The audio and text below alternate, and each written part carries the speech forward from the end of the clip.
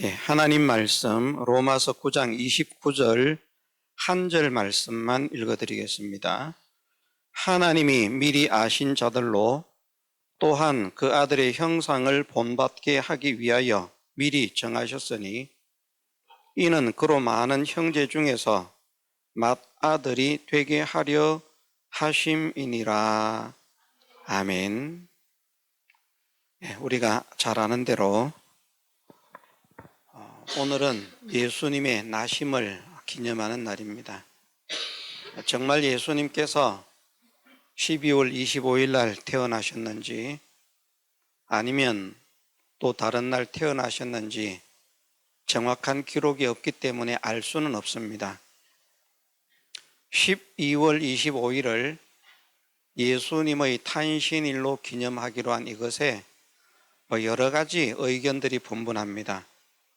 어떤 사람들은 말하기를 12월 25일은 로마의 그런 축제일이었는데 그 축제일에 맞춰서 주님의 탄생을 기념하는 이런 절기를 삼게 되었다, 그렇게 말하는 사람도 있고요.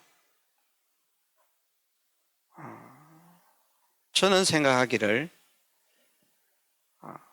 우리가 서기, 기원 전 기원 후라고 하는 이런 말을 쓰는데 그 기원이라고 하는 것이 예수님이 나신 것을 이제 말을 합니다. 그래서 예수님이 나신 이후와 예수님께서 나시기 전을 기원 후, 기원 전이라 그렇게 말을 하는데, 저는 교회에서 예수님의 탄신일을 정하는 이 일을 위해서 이제 세상 달력으로 1월 1일을 이제 시작하는 그런 기점으로 볼 때 믿음의 사람들이 의논하기를 이스라엘은 아이가 태어난다고 그 아이가 진짜 하나님의 백성이 되는 것이 아니라 난지 8일 만에 할례를 행했습니다. 난지 8일 만에 할례를 행해야 진짜 하나님의 백성으로 인정을 받는 거예요. 예수님께서도 나신 지 8일 만에 할례를 받으셨거든요. 나신 지 8일 만에 할례를 받으셨다라고 생각을 하고 그 할례를 받은 날로부터 거꾸로 거슬러 내려가면 8일 전이 12월 25일이 됩니다.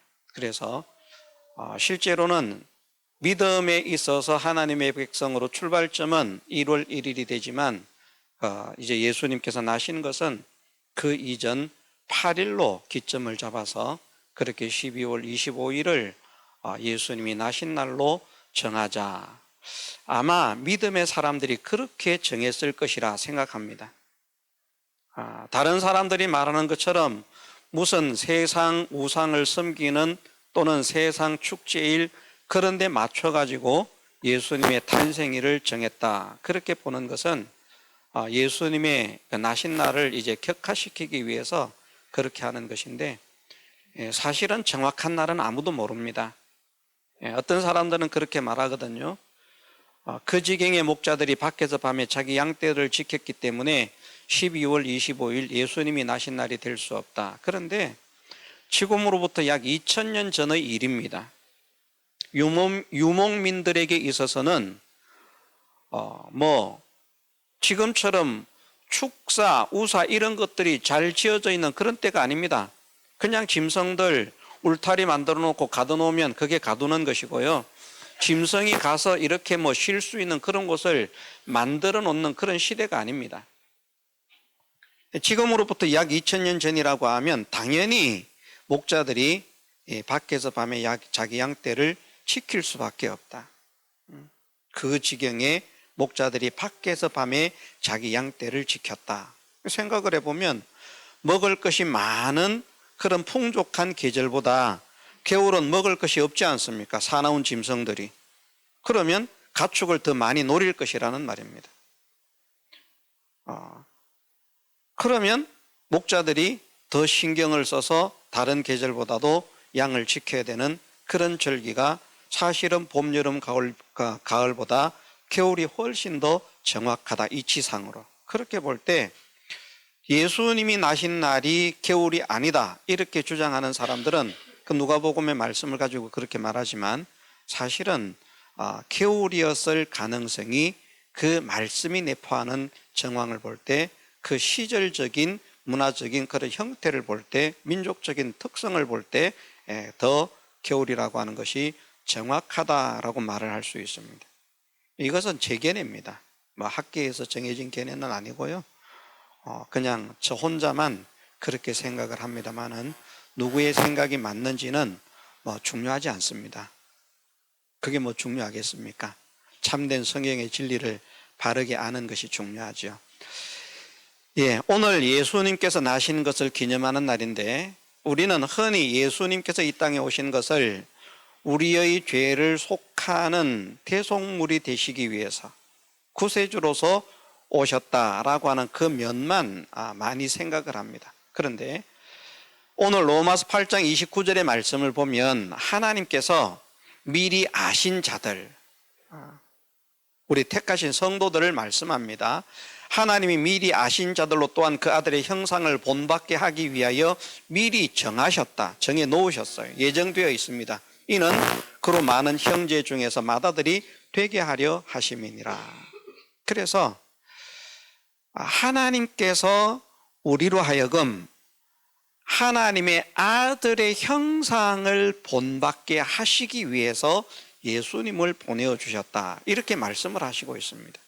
무슨 말인가 하면 우리가 구원을 받아서 하나님의 자녀가 되었거든요. 그런데 하나님의 자녀가 어떻게 살아야 하는가를 사실은 사람들이 모른다는 겁니다. 그런데 예수님께서 이 땅에 오셔서 생애를 살아가시는 가운데 하나님을 믿는 사람, 하나님의 자녀된 사람, 구원을 받은 사람은 이렇게 살아야 한다 하는 것을 예수님께서 삶으로 본을 보여주셨다는 겁니다. 그걸 보여주시기 위해서. 예수님께서 이 땅에 오신 목적은 그래서 크게 두 가지가 되는 거예요. 하나는 무엇인가 하면 우리의 죄를 속하기 위해서 대속제물이 되는 것이 가장 큰 목적이고요.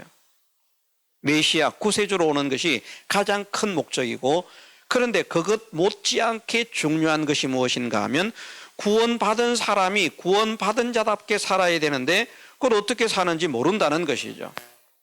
그런데 예수님께서 하나님의 아들은 이렇게 살아야 된다, 하나님의 자녀는 이렇게 살아야 된다 하는 것을 그 삶으로 본을 보이셔서 우리로 하여금 그 본을 따라오게 하셨다 하는 겁니다. 그래서 우리는 이 예수님의 나심에 오늘은 다른 것보다도 예수님께서 믿음의 본을 보이시고 하나님의 아들로서 살아야 할 삶의 본을 보이셨으니까 본이 되신 예수님을 따라서 우리도 하나님의 자녀답게 사는 사람이 되자. 이것이 예수님의 소원인 것입니다. 구원하신 목적도 우리가 하나님의 자녀답게 사는 것이거든요. 구원을 하셔서 하나님의 자녀로 만들어 놓았는데 마귀의 자녀로 살면 안 되지 않습니까? 하나님의 자녀로. 그래서 예수님을 본받는 그런 사람이 되어야 되겠다. 여러 가지로 많이 말씀하려고 하지 않습니다. 예수님은 어떤 분이신가? 사랑의 예수님이시죠. 예수님을 본받는 우리가 되려고 하면 우리도 좀 사랑이 뜨겁고 충만한 사람이 되었으면 좋겠다. 예수님은 미워하시는 분이 아닙니다. 자기를 파는 가룟 유다를 향해서도 친구여라고 말씀하시는, 그러면서 회개를 멸망할 자인 것을 알지만 회개를 요구하시는 사랑의 예수님입니다.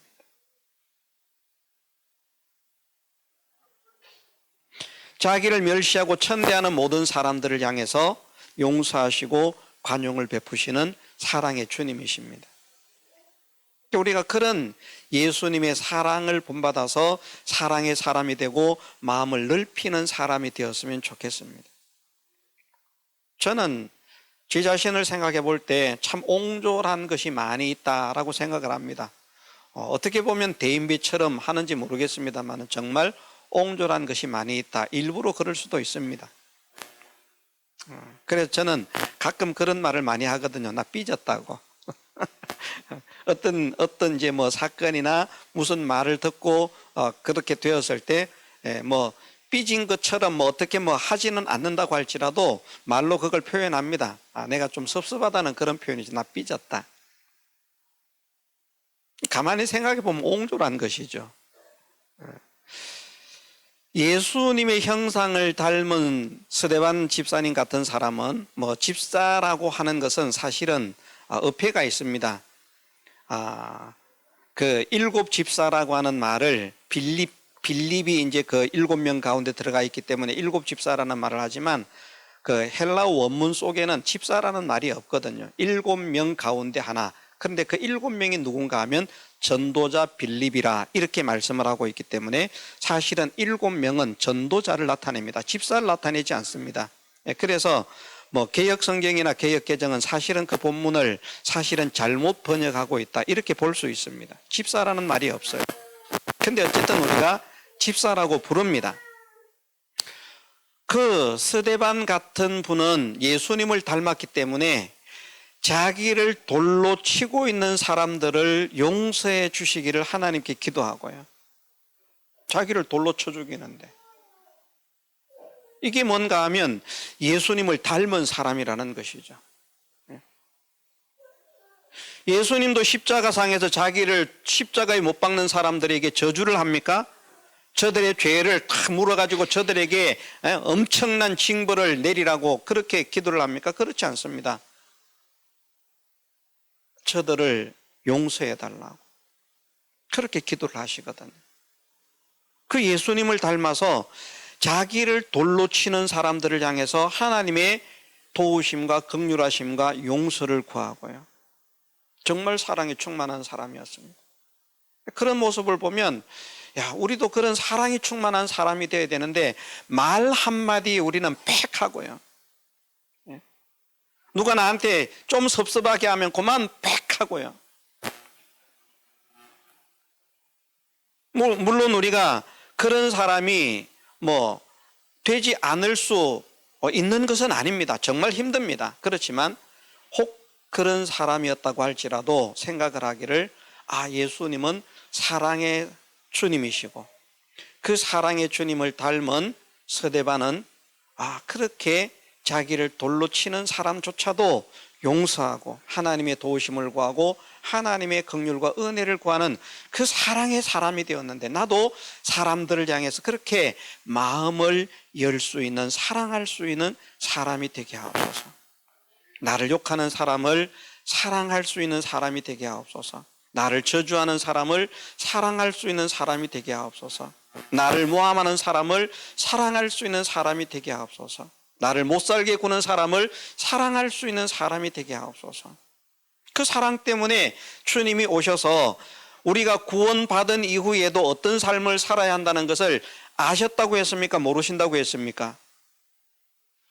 우리가 예수님께서 우리를 구원시켜 놓으면 예수님 생각에 내가 저들에게 구원의 은혜를 베풀어서 죄와 사망과 마귀의 권세에서 해방시키고 지옥의 멸망을 당하지 않게 하고 천국 백성이 되게 하고 하늘의 영광을 누리게 했으니까 그 은혜 감사해가지고 죽을 때까지 항상 믿음 안에서 살면서 내가 기뻐하는 그런 삶을 살고 내 말을 잘 들을 것이다. 그렇게 하셨습니까? 아니면 우리가 구원을 받은 이후에도 수시로 넘어지고 수시로 죄를 행하고 수시로 하나님을 원망하고 할 이 모든 것을 아셨습니까? 모르셨습니까?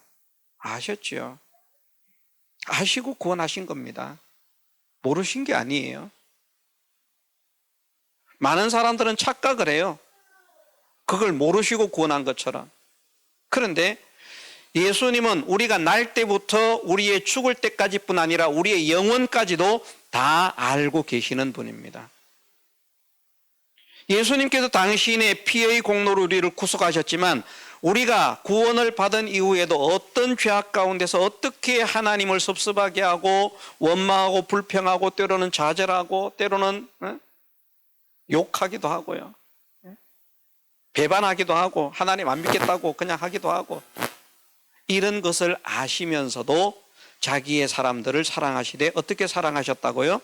끝까지 사랑하십니다. 끝까지 사랑하십니다. 이 주님의 사랑을 우리 가슴에 품을 수 있게 하시고 이 주님의 사랑을 본받게 하셔서 나도 내 주변에 있는 사람들에게, 만나지는 사람들에게 미움의 마음, 증오의 마음이 아니라 사랑의 마음을 가지고 대할 수 있는 사랑의 사람이 되게 하옵소서. 하나님이 사랑이시기 때문에 여러 가지 많이 있지만 그 중에 가장 우리가 본받아야 할 것이 무엇인가? 사랑이라. 자, 예수님의 사랑을 본받는 우리 모두가 되시기를 주님의 이름으로 축원합니다. 자, 예수님의 사랑을 본받읍시다. 우리가 함께 해보겠습니다. 예수님의 사랑을 본받는 사람이 되겠다. 예수님의 사랑을 본받게 하옵소서. 예, 잠깐 기도드리겠습니다. 사랑의 하나님, 우리 아버지께 감사를 드립니다. 사랑하시기 때문에 하나님의 원수 되어서 본질상 진노의 자녀에 있던 우리를 구원하시기 위해 독생자 예수 그리스도를 아낌없이 대속물로 내어주셨습니다. 주님 이 땅에 오셔서 우리의 모든 죄를 짊어지고 대신 형벌을 받으심으로 우리를 죄에서 벗어나게 하시고 하나님의 자녀가 되게 하심을 감사드립니다. 무엇보다도 하나님께서 우리에게 원하는 것이 사랑의 사람이 되라는 것입니다. 사람의 방언과 천사의 말을 해도 사랑이 없으면 소용이 없고 모든 믿음의 그 비밀 지식을 알고 산을 옮길 만한 믿음이 있을지라도 사랑이 없으면 유익이 없고 자기에게 있는 모든 소유를 다 바쳐서 구제하고 자기 몸을 불사르게 내어줄지라도 사랑이 없으면 아무 유익이 없다라고 말씀하십니다. 우리 믿는 믿음의 사람에게 사랑이 전부인 것을 말씀하십니다. 사랑은 율법의 완성을 이룬다라고 말씀하십니다.